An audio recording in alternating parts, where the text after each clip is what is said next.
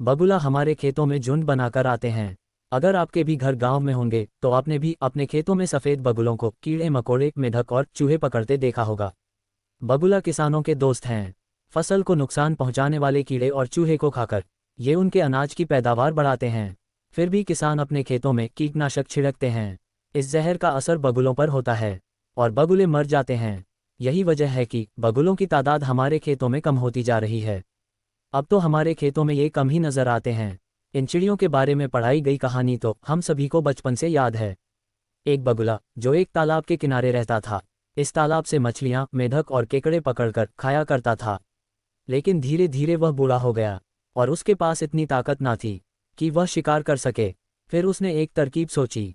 उसने तालाब में रहने वाले जीवों से कहा कि ये तालाब जल्दी ही सूखने वाला है और तुम सब यहीं मर जाओगे।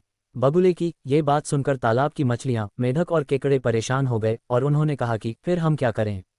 बगुले ने जवाब दिया कि यहीं पास में एक बहुत बड़ा तालाब है जिसमें बहुत पानी है। अगर तुम सब चाहो तो मैं तुम्हें अपनी पीठ पर उठाकर उस तालाब तक छोड़ दूंगा। बगुले की बात सुनकर तालाब की सभी मछलियां, मेढक और केकड़े तैयार हो गए कि आप हमें उस तालाब तक ले चलें।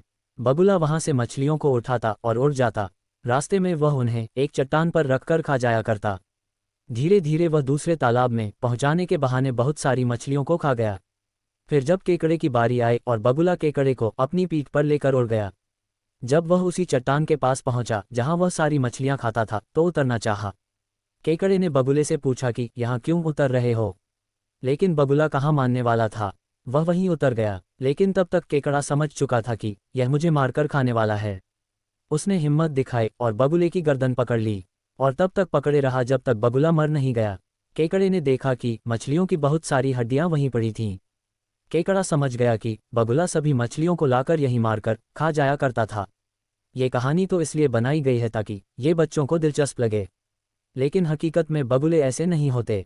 यह अल्लाह ताला की बनाई हुई एक बेहतरीन मखलूक है। बगुले ऊंचे पेड़ों पर या झाड़ियों में अपना घोंसला बनाते हैं। वैसे तो बगुले झुंड में रहते हैं, लेकिन बगुलों की कुछ प्रजातियां ऐसी भी हैं जो अकेले रहती हैं। यह नदियों, तालाबों और पोखरों के आसपास झाड़ियों में छिपे होते हैं और चुपचाप मछलियों या दूसरे जलीय जीव का इंतजार करते रहते हैं।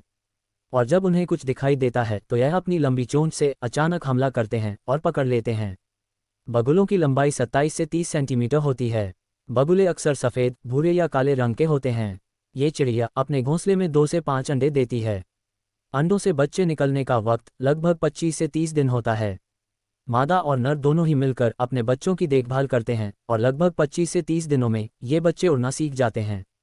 जब तक यह उड़ना और शिकार करना नहीं सीखते तब तक अपने माँ बाप पर निर्भर रहते हैं। बगुला भारत, पाकिस्तान, बांग्लादेश, श्रीलंका और तमाम दक्षिण एशियाई देशों में पाए जाते हैं। इनकी 64 प्रजातियां पाई जाती हैं। इनकी चोंच, पैर और गर्दन लंबे होते हैं ताकि यह पानी में खड़े रहकर शिकार कर सकें। ये चिड़िया बहुत सब्र करने वाली होती है और एक ही जगह पर बहुत देर तक खड़ी रहती है और अपने शिकार का इंतजार करती रहती है। और जब कुछ नजर आता है तो एक ही झटके में पकड़ लेती हैं। अगर हम इन्हें देखना चाहते हैं तो हमें अपने खेत की तरफ निकलना होगा। ये हमें ज़रूर दिखाई देंगे। लेकिन परेशानी की बात यह है कि नदियों, तालाबों और झीलों के सिकुड़ने की वजह से और दलदली इलाकों के भरने की वजह से इनके आवास प्रभावित हो रहे हैं और बगुलों की तादाद घटती जा रही है। अगर हम इन्हें बचाना चाहते हैं तो हम में जो किसान हैं उन्हें कीटनाशकों का इस्तेमाल कम करना होगा ताकि इनकी तादाद बची रहे।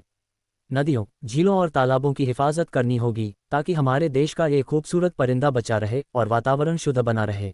गांवों और कस्बों में इनकी कुदरती बस्तियां सिकुड़ रही हैं और कुछ जगहों पर इनका शिकार भी किया जाता है। हालांकि यह कानूनन जुर्म है। हमारे चैनल को लाइक और सब्सक्राइब करें ताकि हम आपको ऐसी ही जानकारी पहुंचाते रहें।